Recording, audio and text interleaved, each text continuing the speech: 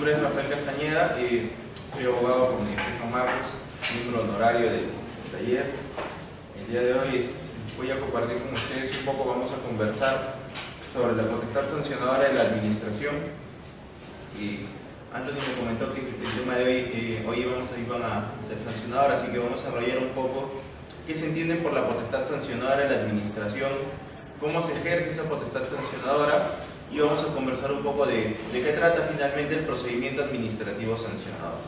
Vamos a ubicarnos para empezar a entender que esta potestad sancionadora que tiene la administración es una de las formas de actuación que tiene la administración. Recordamos que la administración pública, entre las formas en que se manifiesta la función administrativa, puede ser la actividad de fomento, ¿no? Cuando se trata de promover actividades, no servicios públicos que puedan llegar a diferentes particulares, a diferentes personas. También tenemos lo que es la función normativa, cuando la administración emite normas, mandatos para regular determinadas conductas. Lo que es la actividad poder de policía, cuando la administración desarrolla actividades para verificar que los particulares cumplan con los roles que les han sido asignados, esto es cumplir con sus obligaciones. Y una de ellas es la potestad sancionadora de la administración, cuando la administración utiliza al procedimiento administrativo para reprimir ciertas conductas. Históricamente hubo un debate si lo que hace la administración cuando reprime conductas es derecho penal administrativo o es derecho administrativo sancionador, ya que cuando nosotros podemos ver los principios que inspiran y que se aplican en el procedimiento administrativo sancionador, podemos reconocer el principio de tipicidad, el principio de non bis in idem, de concurso de infracciones, los cuales también podemos encontrar su par en el Código Penal. Entonces aquí tenemos que empezar aclarando ciertos puntos. La administración que ejerce función administrativa y reprime conductas, el Estado en general, es quien cuenta con el monopolio de la legítima violencia.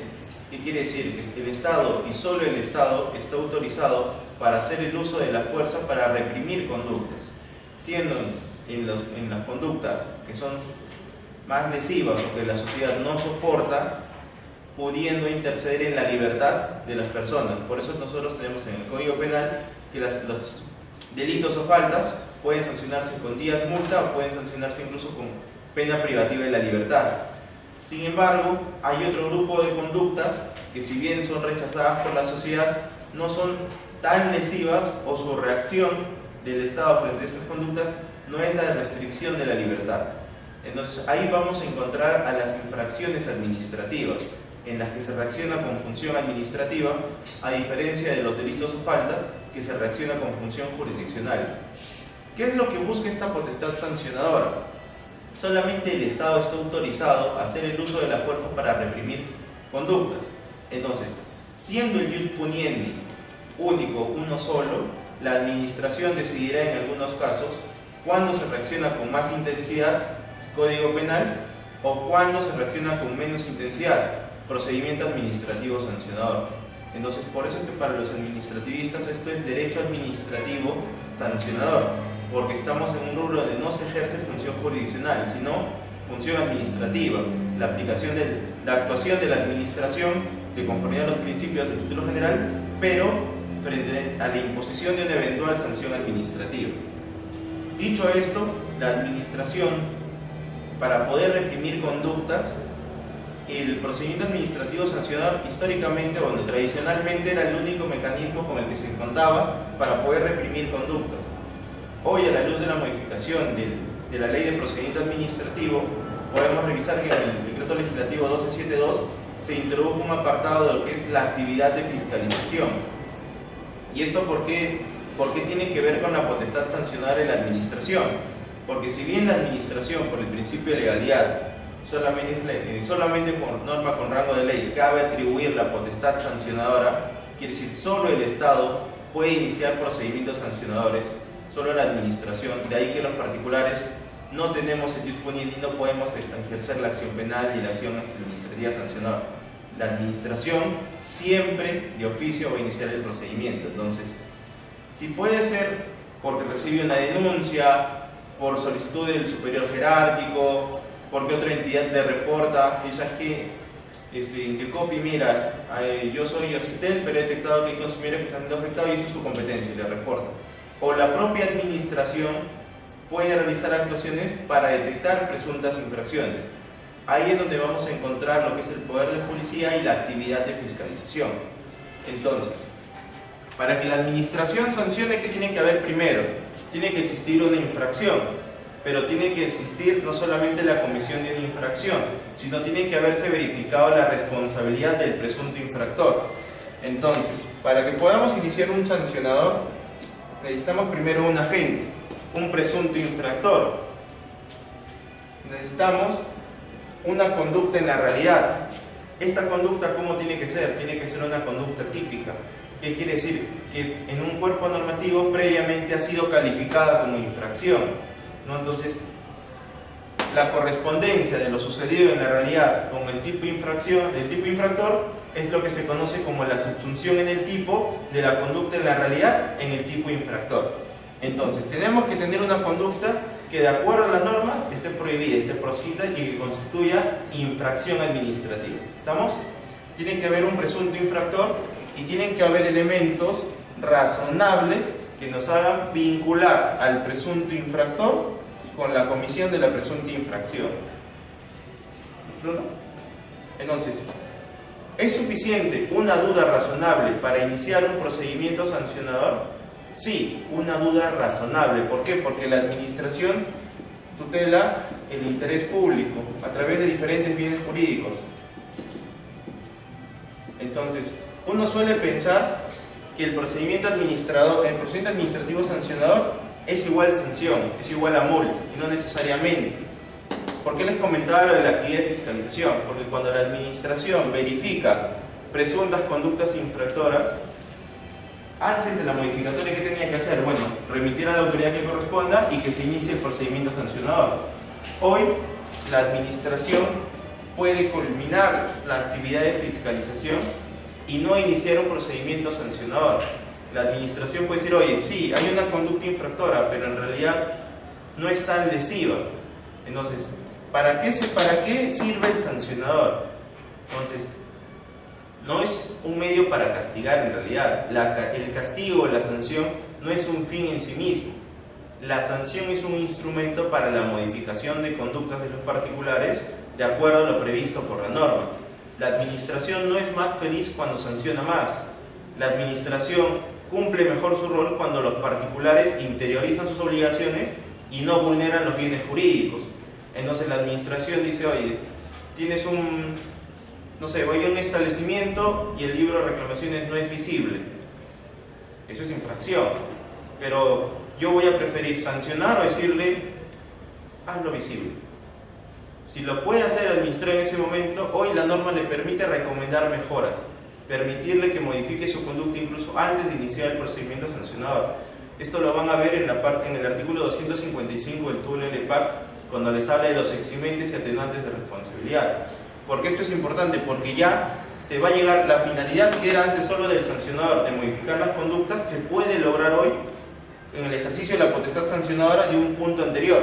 Si el particular, cuando se detecta que ha cometido una infracción, subsana su conducta antes del inicio del procedimiento sancionador, la administración lo va a eximir de responsabilidad. No es que no cometió infracción, sí ha cometido una infracción y es responsable, pero se va a eximir de la sanción. ¿Por qué? Porque ya se dio un supuesto donde el bien jurídico ha sido subsanado, ha sido reparado. Entonces, la potestad sancionadora de la administración ya no se ejerce hoy en día en la norma peruana solo con el sancionador, sino también se le permite que la administración, frente a una infracción, puede imponer una medida de advertencia, lo que es un warning, oye, por si acaso es infracción, no te voy a iniciar un sancionador, pero te advierto que estás cometiendo una conducta infractora.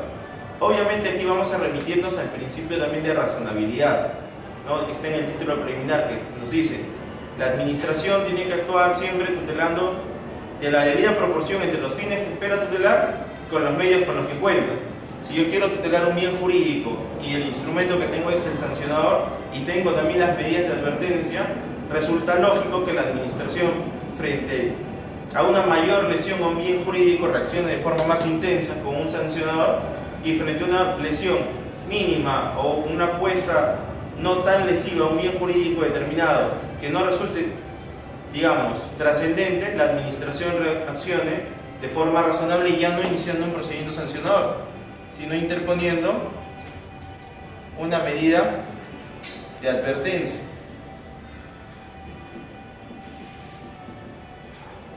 Entonces, las modificaciones en la actividad de fiscalización sí las tienen que tomar en cuenta cuando revisen lo que es la potestad sancionadora de la administración, porque la sanción no es un fin en sí mismo, la sanción es un medio. De hecho, el procedimiento administrativo sancionador tiene una principal finalidad, que es la verificación de la responsabilidad. Cuando te inicia un sancionador, tú se parte si bien de una duda razonable, tú estás recubierto de tu presunción de licitud. ¿Qué quiere decir? La carga de la prueba la tiene la administración. La administración es quien deberá de probar que tú has incurrido en un supuesto de infracción y por consiguiente eres responsable. Y si eres responsable, se te impondrá la sanción, se te impondrá una medida correctiva, etc. Y si no eres responsable, se archivará el procedimiento y no se te impondrá ninguna sanción. ¿Qué quiere decir? Que todo procedimiento sancionador, como finalidad primera, es la verificación de la responsabilidad. Solo como consecuencia de la verificación de la responsabilidad podremos hablar si hay sanción o no hay sanción, si es posible sancionar o no cuando estemos en un supuesto de prescripción. Entonces, hasta aquí nos vamos ubicando un poco que la administración en general hay que diferenciar el jus puniendi que se ejerce a través del derecho penal, delitos y faltas, del jus puniendi que se ejerce a través de la administración pública, que es la potestad sancionadora de la administración. ¿Sí? Si se volviese a cometer la falta que dio origen a la medida de advertencia, ¿esta procedería? Porque una advertencia es un acto de una vez, entiendo yo. Claro, aquí lo que estamos es, y es buena la pregunta, la medida de advertencia es un reflejo del principio de oportunidad del derecho. O sea, no te voy a iniciar una sanción porque eres una microempresa, porque eres alguien pequeño, la lesión es algo tan formal que lo mejor es que modifiques la conducta, entonces solo te advierto. Pero si yo te di la oportunidad y tú persistes en incurrir, tanto en el primer supuesto, si yo hubiera decidido iniciar el sancionador, era legítimamente válido. Pero lo que se busca hacer es, oye, en vez de llenarme de procedimientos sancionadores donde voy a incurrir en tiempo, los funcionarios van a tener para una conducta que realmente lo más adecuado era solo pedirle que subsane, pero si tú te di la oportunidad y tú persistes en seguir vulnerando el ordenamiento jurídico, ya no es razonable que te siga dando la oportunidad. Simplemente es iniciar el sancionador, porque lo que en ambos casos, ¿qué es lo que busco? La modificación de la conducta. No priorizo el tema de la sanción. Entonces, las modificaciones que se han realizado hoy en el TUDO del LEPAC, hemos pasado de una potestad sancionadora donde priorizaba mucho la sanción y las multas a una norma más preventiva. Antes la subsanación de la conducta antes del inicio del sancionador era un atenuante. Quiere decir, igual te sanciono, menos pero te sanciono. Hoy no, hoy te eximo de responsabilidad, que es un cambio de giro, porque estamos buscando que los particulares modifiquen su conducta, estamos priorizando la tutela del bien jurídico y la reparación antes que el castigo. Entonces, por eso es que las modificaciones han ido en esa línea, de darle a la administración herramientas para que no solamente a través de la sanción se modifiquen las conductas. Hasta aquí ya nos queda claro que una cosa es el jus puniendi que se ejerce tras el derecho penal y otra cosa es la potestad sancionadora que tiene la administración, la cual en ningún caso podrá disponer la privación de la libertad. La sanción administrativa puede ser pecuniaria o no pecuniaria, quiere decir multas valorizadas en dinero, o puede ser un llamado a atención, no lo vuelvas a hacer, una amonestación, por ejemplo. Adicional a la sanción podrá haber un mandato de medida correctiva, devuelve de, deja de, retorna, etc. Pero ahí queda la potestad sancionadora de la administración. Entonces, ¿cómo se va a ejercer esa potestad sancionadora de la administración? Un primer momento es cuando la administración va a decidir no iniciar y pueda ordenar una medida de advertencia con una medida correctiva también. Puede ser que yo te diga, incurriste en infracción, ya pasó, no lo vuelvas a hacer. Y otro es, incurres en una infracción y hay cierta información que no estás brindando. Te impongo como medida correctiva, informa, modifica tu forma de actividad. No sé, como un producto que le falta una información, le ordenas al proveedor, oye, pon esta información que te falta de forma destacada. Si el proveedor cumple con modificar su conducta en la medida correctiva, listo. Se logró tutelar el bien jurídico sin incurrir en una sanción.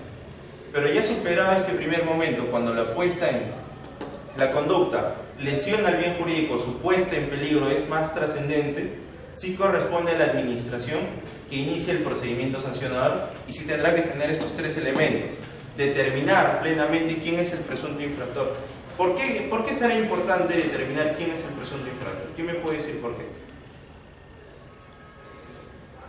¿Podría sancionar si yo no sé quién es el presunto infractor? Si eventualmente corresponde la responsabilidad. No, o sea, yo puedo tener certeza de que alguien cometió una infracción, pero si no sé quién es, no hay forma de que yo pueda imponer la sanción, porque hay alguien que ha cometido la conducta. O si no tengo certeza, puede ser que impute responsabilidad de un particular A cuando el infractor haya sido B, y estaría obligando a asumir las consecuencias de una conducta que no ha realizado, lo cual vulneraría el principio de causalidad. Solamente quien realiza una conducta constitutiva de infracción, ya sea por una prohibición de hacer o una omisión, que incurre en una infracción, solamente la persona que sea responsable por dicha conducta es quien debe soportar la reacción de la administración. Entonces es muy importante que antes de iniciar el procedimiento administrativo sancionador sepamos quién es el presunto infractor para poder cumplir con la causalidad, que él sea el responsable de la realización de la conducta que vulnera, ¿no?, un bien jurídico protegido. Dependiendo del tipo de infractor, se puede sancionar la lesión concreta al bien jurídico o la puesta en lesión del bien jurídico. Bien sencilla, hay que tener en cuenta los tipos de infracción. Hay infracciones que son instantáneas, que basta la comisión y ya se efectuó el bien jurídico. Ejemplo, me paso la luz roja en un momento dado, no me sigo pasando la luz roja, me pasé en un momento, ya cometí una infracción y está calificada como tal. Hay conductas que se van manteniendo en el tiempo. Pongo una bodega y no tengo licencia de funcionamiento. Mientras siga funcionando, la conducta sigue siendo infractora. ¿Esto por qué va a ser importante? Porque dependiendo del tipo de infractor, podemos identificar qué conductas se pueden subsanar o no. Yo no puedo dejar de pasarme la luz roja, pero sí puedo dejar de funcionar sin licencia. Entonces, en los casos donde hay una infracción que se mantenga en el tiempo, sí podría darse el caso en que yo pueda subsanar. O las infracciones continuadas, que en realidad son discontinuas. ¿Qué quiere decir? Son las sumas de infracciones instantáneas, una tras de otra. Por ejemplo, boto la basura en un horario que no corresponde. Hoy, pasado mañana también, la próxima semana también. Cada conducta como tal es una infracción y como consecuencia puede haber una sanción.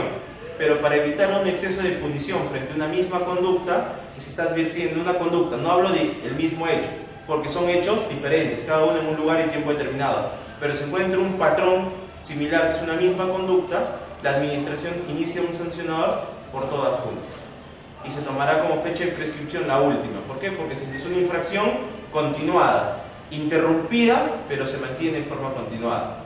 Entonces ahí habría que ver cuándo se procede la subsanación o no. Pero regresando, entonces es importante para el inicio del sancionador tener plenamente quién es el presunto infractor, para que esta persona se pueda defender. La conducta infractora, aquí es muy importante el principio de tipicidad, y aquí vamos a ver los tipos de infracción. Hay conductas que no hay ningún problema de saber que son infracciones porque la norma como tal te dice, son infracción A, B, C, D y E, y está plenamente calificada como infracción.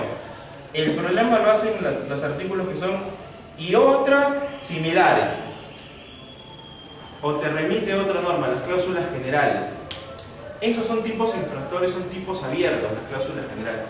Son los que generan un gran problema, porque a ti te dicen, por ejemplo, la no correspondencia entre lo que esperas y recibes. ¿Qué es entonces? Se va viendo caso por caso. Eso lo pueden ver en normas de competencia leal, en el Código de Consumidor, en normas de medio ambiente, cuando te hablan de cláusulas generales. Ahora, ¿por qué generan un problema? Porque una conducta típica como tal, que genera predictibilidad y genera que el agente infractor sepa de antemano que lo que está haciendo es infracción. Yo sé que si cruzo la luz roja es infracción, o sea, porque hay una norma que dice pasarse la luz roja es infracción. No tengo dudas sobre eso, tengo certeza.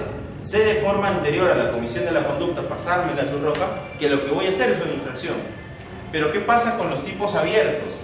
Yo de antemano a la realización de una conducta no sé si lo que voy a hacer es o no es infracción, porque el tipo infractor no es lo suficientemente claro para definir la conducta. Entonces, aquí el tipo infractor vulnera o no vulnera lo que genera el principio de tipicidad. Sí lo vulnera. Entonces, si esos tipos de artículos que constituyen infracción vulneran el principio de tipicidad, ¿por qué se aplican? ¿O cuándo se aplican? La respuesta tiene que ver en función a qué bien jurídico están tutelando. Aquí se hace una ponderación.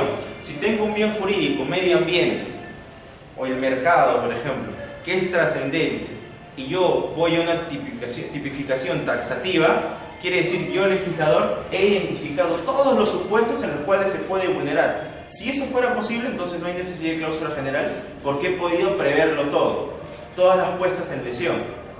Pero a veces, por la innovación de las tecnologías o las formas como se van a evolucionar las conductas, podría darse el caso que se dé una nueva conducta que el legislador no haya previsto y se pueda vulnerar el bien jurídico protegido.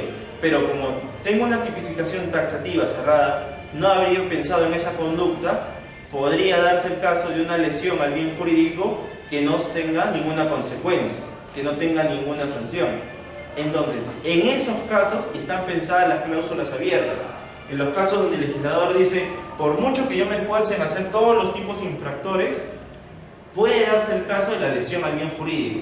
Entonces me protejo ¿con qué? Con una cláusula general, una cláusula abierta, que me remita así de forma general. ¿Por qué? Porque aquí se justificará, voy a ponderar, el agente infractor de forma típica no lo va a saber de forma predecible, pero voy a garantizar el bien jurídico. Si garantizar el bien jurídico protegido es más trascendente que la tipicidad, que la predictibilidad del agente infractor, en esos casos sí se aplican las cláusulas generales. Entonces, es importante saber cuando decimos que hay una presunta comisión de una infracción, a la luz de qué tipo, si el tipo es claro, si el tipo es certero, o si estamos en una tipificación abierta, o cuando hay una tipicidad por remisión. ¿Qué quiere decir? Teniendo una cláusula abierta, te remite a otra donde el tipo está más definido.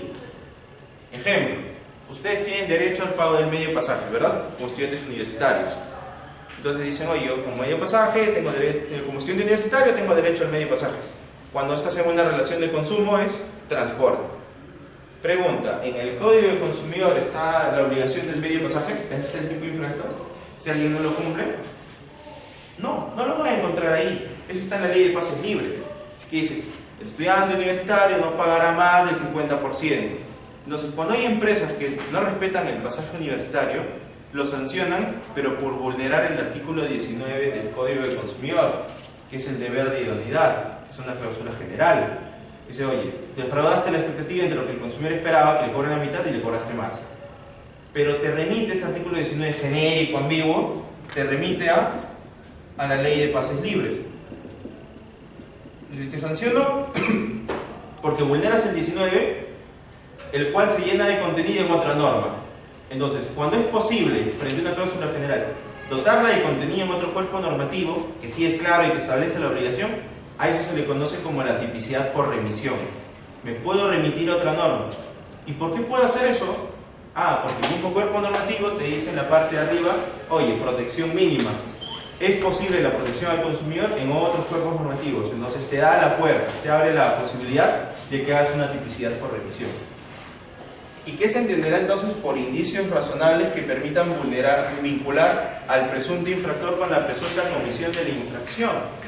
Tienes que tener elementos de juicio, y aquí es la función de cómo se realiza la actividad de la administración para recabar pruebas. Tendrías que decir, oye, si voy a iniciar a una empresa minera por derrames y tengo 10 empresas mineras que están en la misma zona, tendría que tener medios probatorios que me permitan individualizar quiénes eran los agentes que ese día, que se realizó la supervisión, tenían la responsabilidad de cumplir, o los instrumentos de gestión ambiental, etc. Entonces, aquí es un tema de actividad probatoria bastante fuerte para poder decir que hay un indicio razonable. Ahora, ¿Por qué el índice razonable? Porque lo que se busca es tutelar el bien jurídico. Finalmente, si al final no resultaba infractor, el iniciarle un procedimiento sancionador a nadie no lo perjudica.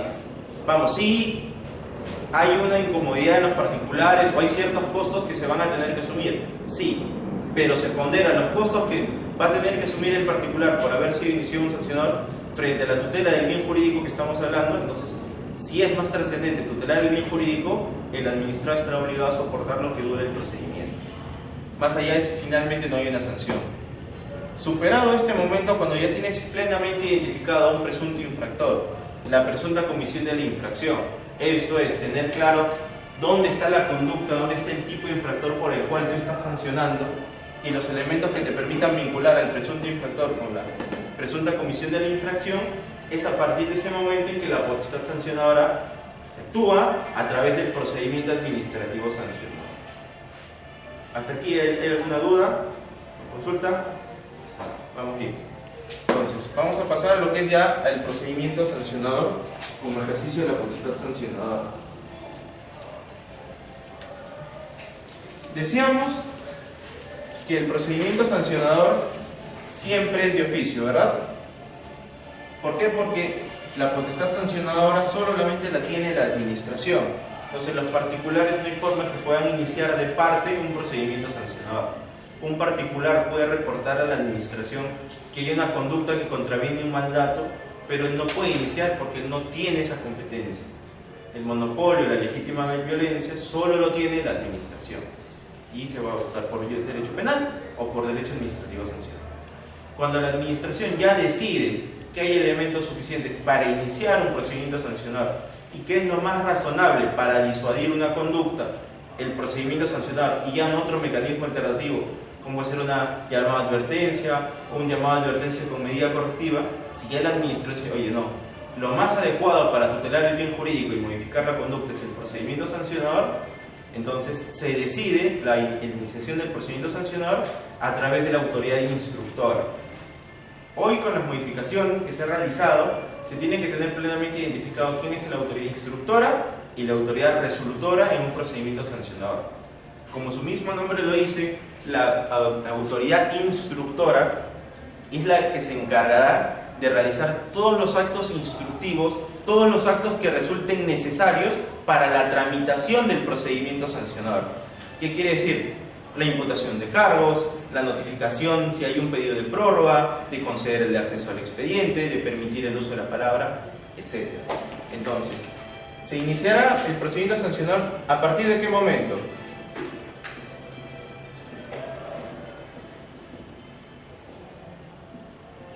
Con la resolución de inicio de paz,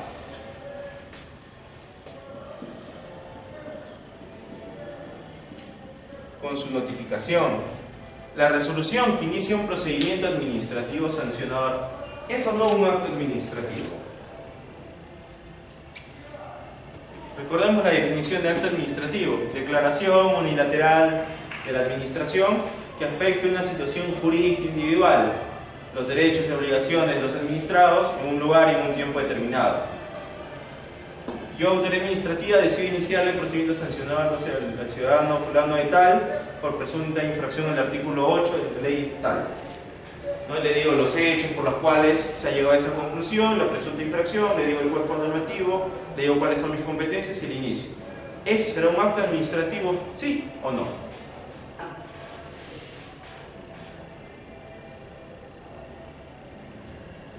¿Quiénes dicen que no? ¿Quiénes dicen que sí? ¿Quiénes no dicen nada? Hay que tener en cuenta, claro, los actos administrativos, si bien hemos estudiado una sola definición, los actos administrativos hay de diferentes formas. Hay actos administrativos impugnables, hay actos administrativos impugnables, hay actos administrativos de gravamen, como una sanción, hay actos administrativos que trasladan una obligación, hay actos administrativos que no trasladan ninguna obligación. ¿No? Por ejemplo, una constancia, por ejemplo, un acto administrativo que te impone una medida correctiva si te genera una obligación, o la imposición de una sanción. Entonces, vayamos al primer punto. ¿Esto es un acto administrativo? Sí, porque es una declaración de la administración diciendo, oye, a partir de este momento comienza un determinado procedimiento en el cual voy a verificar tu responsabilidad. No afirmo que eres un infractor, no podría, tienes presunción del instituto.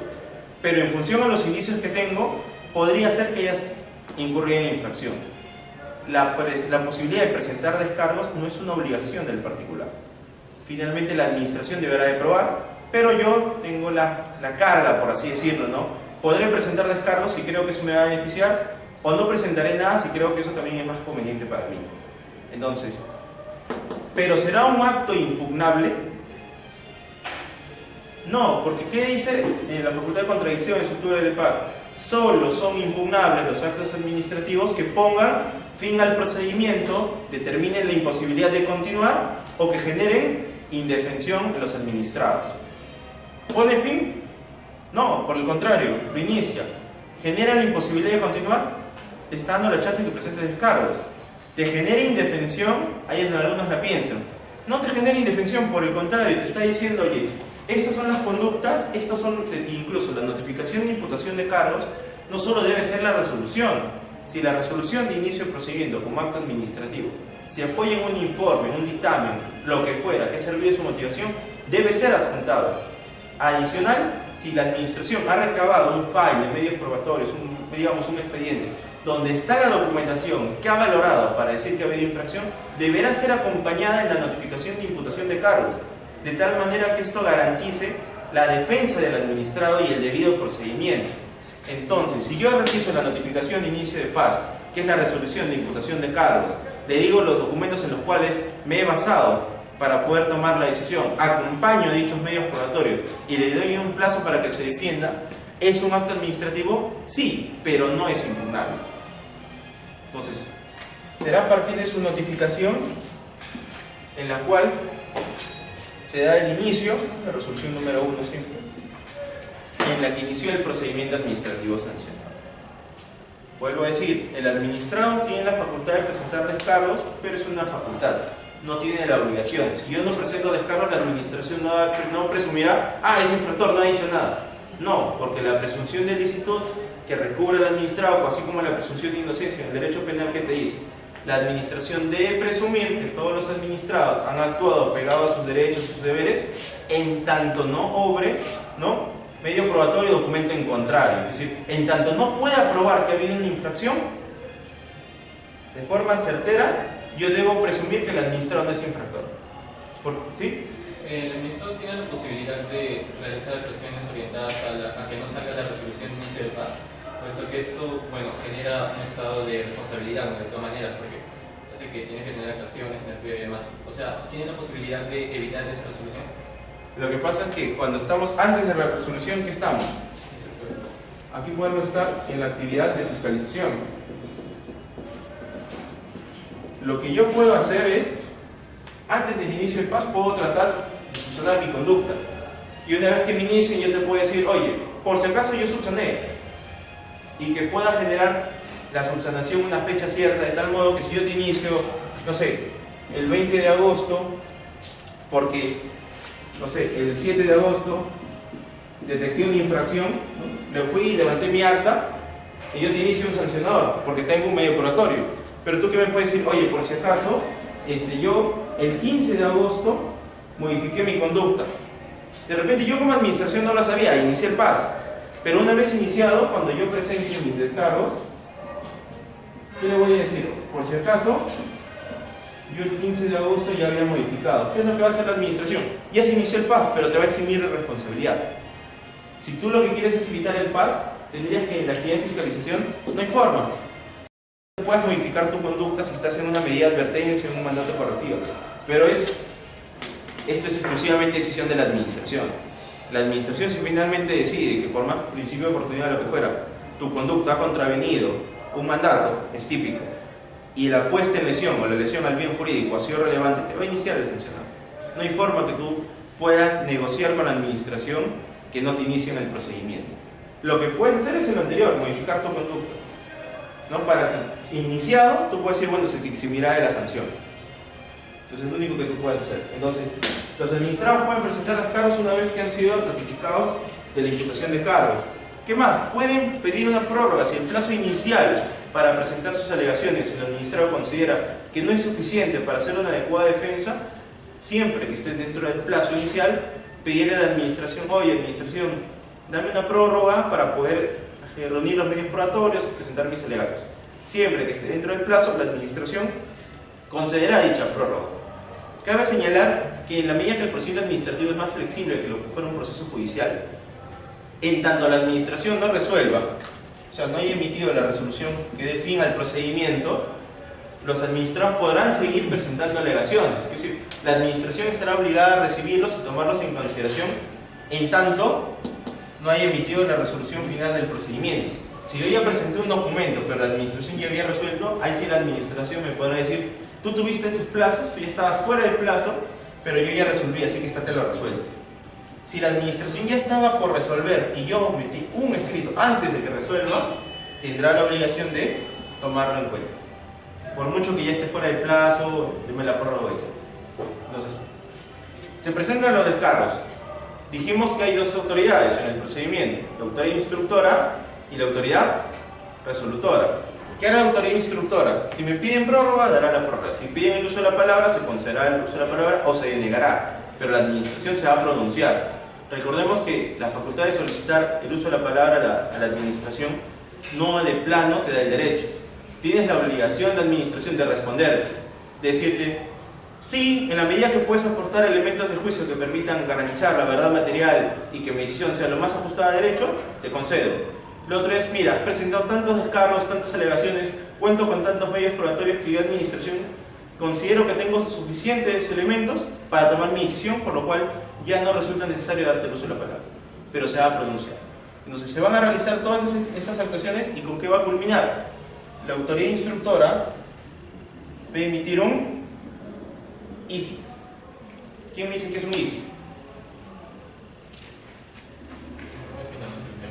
El informe final de instrucción. Es muy parecido a lo que pasa con el fiscal que hace su acusación y finalmente el juez resuelve, algo así.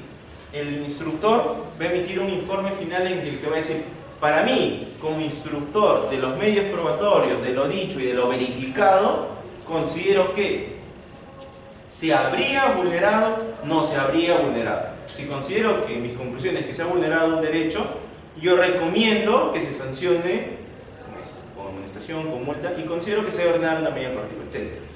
Lo otro es, no encontré infracción, recomiendo que se archive el procedimiento. Finalmente, ese informe y final de instrucción no es un acto administrativo, es una opinión del instructor, que en ninguna medida le genera un perjuicio al particular. ¿Por qué? Porque el administrado va a ser tomado y va a ser notificado con este informe final de instrucción, la administración, el resolutor también. El resolutor incluso podría ordenarle al instructor, mira, yo creo que puedes realizar más actuaciones, ¿no? Y finalmente el administrado, ¿qué va a hacer? Va a ser notificado este informe final de instrucción y va a tener un plazo adicional para presentar descargos al IFE. Entonces, el particular tiene dos momentos para presentar descargos: recibir la imputación de cargos, ejercer su defensa, y después puede contradecir, si lo considera, a la autoridad instructora. Finalmente, ya con los descargos, en los dos momentos, con el informe final de instrucción, ¿qué es lo que corresponde? Ya que el órgano resolutor se pronuncie y emita el acto administrativo que defina el procedimiento, la resolución final. Entonces, tenemos un instructor que va a hacer una valoración, que va a hacer una acusación, pero el resolutor es finalmente quien va a decidir la controversia e incluso puede confirmar o hacer suyos los argumentos del informe final de instrucción, como puede apartarse totalmente. Finalmente, el único que emite acto administrativo, el único que tiene la competencia para pronunciarse, para resolver la controversia, es el resolutor. El instructor es una extensión de este resolutor. Lo apoya, realiza las actuaciones, pero no tiene la competencia para resolver el procedimiento. Este procedimiento sancionador tiene que tomar dos líneas que se tienen que tener siempre en cuenta. Hoy en día se ha incorporado la caducidad y aparte el tema de la prescripción. ¿Qué modificaciones se han realizado? Desde el punto de vista de la prescripción, ya puede ser de oficio. Antes se tenía que, la administración, por mucho que veía que la infracción había pasado en exceso el plazo para ser sancionada, la administración decía, bueno, si no lo pidieron, yo igual sanciono. ¿no? Entonces, hoy esa modificación no, la administración antes de sancionar tiene que verificar cuándo se cometió la conducta y en función si está dentro del plazo la administración para poder castigarla. Aquí va a tener mucho que ver el tipo de infractor, como decíamos hace un momento. Si la infracción es instantánea, desde el momento en que se cometió, se computa si la norma especial tiene un plazo especial, ese plazo, y si no lo hubiera, nos vamos al turno del EPAP, que nos dice que son 4 años. En 4 años, ¿sí? Si es que el administrado tiene la posibilidad de presentar descargos incluso segundos antes que salga la resolución final, entonces ¿cuál es la diferencia en que lo haga en esos documentos que mencionaste con que lo haga ya cuando ya se está redactando el acto administrativo? Ahí hay que tener en cuenta algo. La administración, en tanto tú estés en el plazo para presentar descargos, no debe resolver.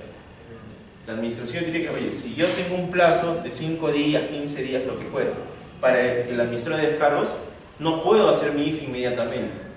¿Qué quiere decir? Yo como administración deberé esperar primero que pase el plazo de descargos y en función ya de vencido el plazo, si no me pidió prórroga, y si me pidió la prórroga, una vez se conseguí y acabado ese plazo, recién podría emitir el informe final de instrucción. ¿Estamos? Sí. Ya, entonces, en ese interín, si ya pasaron el plazo y yo decido hacer mi informe final de instrucción y antes de que lo empiece a redactar el instructor me llegue el escrito, lo debo de considerar. En un primer momento el instructor quería hacer. Pero si yo ya emití mi IFI y luego llegaron, el administrador quiso abundar descargos y llegaron por acá, ya no, porque el IFI ya salió, ya se mandó a notificar. Ya no hay ningún problema. Ese es uno. 2. Puede ser que yo como administrador no presenté ningún tipo de descargos. Me notifican el IFI, tengo un plazo. Igual, la administración, ¿qué tendrá que hacer? Esperar que el administrado ejerza su derecho en ese plazo y solamente vencido el plazo de descargos al IFI, la administración podrá emitir la resolución final. Entonces, si la administración se demora en mucho entre ese plazo y la resolución final, puede hacer caso que el administrado meta un escrito y sí, deba ser considerado. Pero si ya venció ese plazo que el administrado pudo ejercer su derecho, la administración, el resolutor se reunió, emitió la resolución, yo ya no lo voy a tomar en cuenta y se ha garantizado tu derecho. ¿Por qué? Porque tú tenías un momento para ejercerlo, no es que no tenías derecho. Y solamente ese artículo que te dice, oye, tanto no resuelva, lo tomaré en cuenta, sí, lo toma en cuenta. O sea, venció el plazo, me demoré en resolver, no presentaste nada, tienes que ajustarte a lo que ya resolví, porque se respetó tu derecho en los plazos. Entonces, ese artículo está pensado es, venció el plazo, pero la administración se ha demorado en resolver, oye, es justo que si bien no lo has emitido y te ha presentado un nuevo documento, valóralo. No hay un tema de preclusión, no hay un tema que la administración te va a decir inadmisible. Estamos en un procedimiento administrativo que es flexible, a diferencia de lo que fuera un proceso judicial. No sé si con eso te respondí la pregunta. El momento final es la notificación, no tanto la emisión de la acta. Ahí viene la pregunta, porque cuando son actos emitidos por cuerpos colegiados, la fecha que te va a aportar es cuando el colegiado se emitió. Entonces, otra cosa es en qué momento el acto administrativo va a surtir efectos y otra cosa es cuando el acto administrativo, decisión ya se tomó. Entonces, si yo presento mi escrito, si ya se reunió el resolutor y ya lo emitió, digamos, el 25 de agosto se reunió y emitió el acto administrativo, yo presento un escrito el 26 y me notifican el 27 de agosto la resolución, ¿yo podría alegar que debieron tomar en cuenta mi escrito? No, porque ya se emitió. Entonces el acto ya existe. En tanto ya existe el acto administrativo, la administración ya no. Si por el contrario el escrito hubiera ingresado el 24 de agosto, yo sé que la decisión se tomó el 25, la administración estaba obligada a considerar mi escrito, porque aún no existía la decisión. Entonces aquí hay que diferenciar el momento en el que existe el acto administrativo y en el momento en el que surte efectos. Entonces tu línea de corte no va a ser la notificación, sino tu línea de corte va a ser cuando existe el acto administrativo. Y ahí tú puedes pedir por acceso a la información, o cuando te sea notificado y te va a decir la fecha, o cuando se tomó el cuadro. Entonces, eso es importante. La prescripción también, porque yo puedo imponer una sanción, pero si ya pasó en exceso el plazo que tenía para resolverla, lo que te decir es, sí eras responsable, sí deberías sancionarte, pero en función a que ya prescrito, se te eximo de sanción. Y la caducidad está pensada en que los procedimientos administrativos actúen en un plazo razonable. Quiere decir, todo esto que hemos visto, de acuerdo a la caducidad, no debería pasar de 9 meses. Y pudiera ser prorrogado 3 meses más, siempre que antes de que termine la autoridad instructora diga, oye, este procedimiento es tan complejo que yo necesito un poco más de tiempo para resolverlo. Entonces, si te notifico a tiempo, puedo extenderlo, pero más allá de 12 meses no puedo. Entonces, tienes que tener en cuenta tu infracción cuándo prescribe y tienes que tener en cuenta cuándo puede caducar. ¿Por qué? Porque si el procedimiento caduca, es como que no hubiera habido nada. Entonces, ¿qué debe hacer? Volver a iniciar. Pero hay un detalle, la prescripción que se computa, digamos, son 4 años que te dice tú el LPAC. Esos 4 años, el cómputo del plazo se suspende ¿con qué? Con la notificación de la imputación de cargos. ¿Qué quiere decir? Si yo tenía una conducta infractora del año, no sé, del año 2015, a la fecha de hoy, ¿cuántos años han pasado? 3, ¿verdad? Y asumamos que han pasado 3 años. Y justo después de 3 años, yo inicio, notifico la imputación de cargos. Quiere decir, con la imputación de cargos se suspende el cómputo de la prescripción. Quiere decir, se quedó en 3 años y no sigo contando. Entonces me queda 1 año. Si pasan los 12 meses y yo no he resuelto, ¿qué va a pasar? Caducidad, ¿verdad? Entonces puede ser que, uy, ¿sabes qué? Caducidad. El procedimiento no existe. Debería iniciar de nuevo el procedimiento. Pero la caducidad, ¿qué va a generar? Que todo desaparezca, incluyendo la imputación de cargos. Quiere decir, como nunca hubo imputación de cargos, nunca se suspendió el cómputo de prescripción. Quiere decir que habrían pasado 3 años más el año en el que pasó la caducidad y yo voy a iniciar. Si inmediatamente inicio el PAS, ¿qué habría pasado? ¿Cuántos años habrían pasado?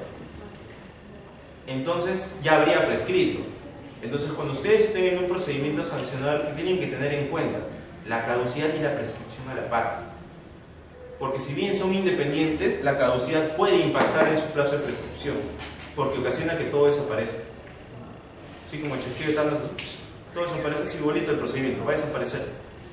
Entonces, si desaparece su imputación de cargos, su cómputo de prescripción nunca se suspendió. Entonces tienen que tomar en cuenta esto, y esto está pensado para que la potestad sancionadora de la administración se ejerza adecuadamente, para que el administrado pueda defenderse y sobre todo tenga seguridad jurídica de los plazos en los que va a soportar la sanción de la administración.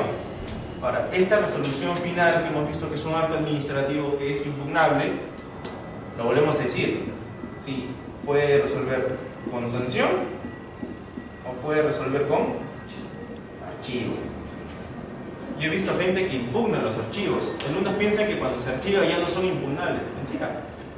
Sigue siendo un acto administrativo como tal. Hace mucho tiempo, no voy a revelar el nombre obviamente, pero hace mucho tiempo se inició un procedimiento sancionador con unas monjitas. Lo único que les puedo decir.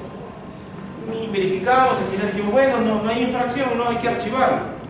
Y nos llega el recurso de apelación. Qué raro.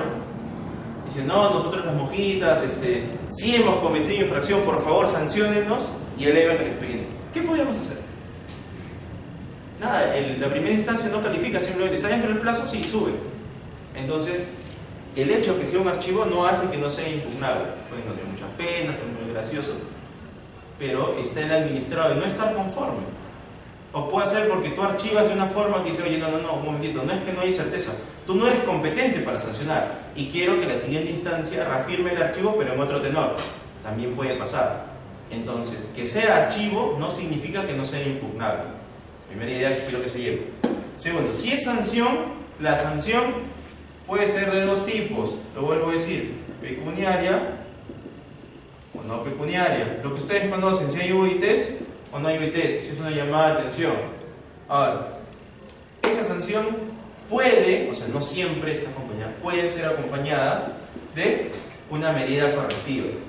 ¿Qué es una medida correctiva? Es un mandato de la administración destinado a regresar la situación que se generó por la infracción a un estado anterior. ¿Qué quiere decir?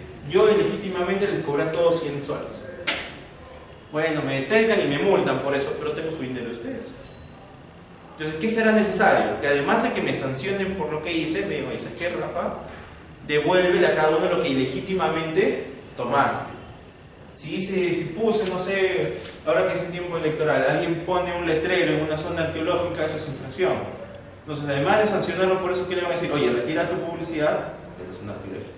Pero si yo hubiera dinamitado una huaca, un patrimonio cultural, me van a multar obviamente y habrá investigación penal dependiendo. Pero podrían ordenarme como medida correctiva, repare la huaca. No, ¿verdad? Entonces la medida correctiva va a existir o va a ser ordenada en función a que se pueda regresar al estado anterior de la conducta infractora. Entonces tenemos que tener en claro frente a qué tipo de infractor nos encontramos, cuál es la lesión y si es posible regresar al estado anterior. Solo en ese caso se podrá ordenar una medida correctiva.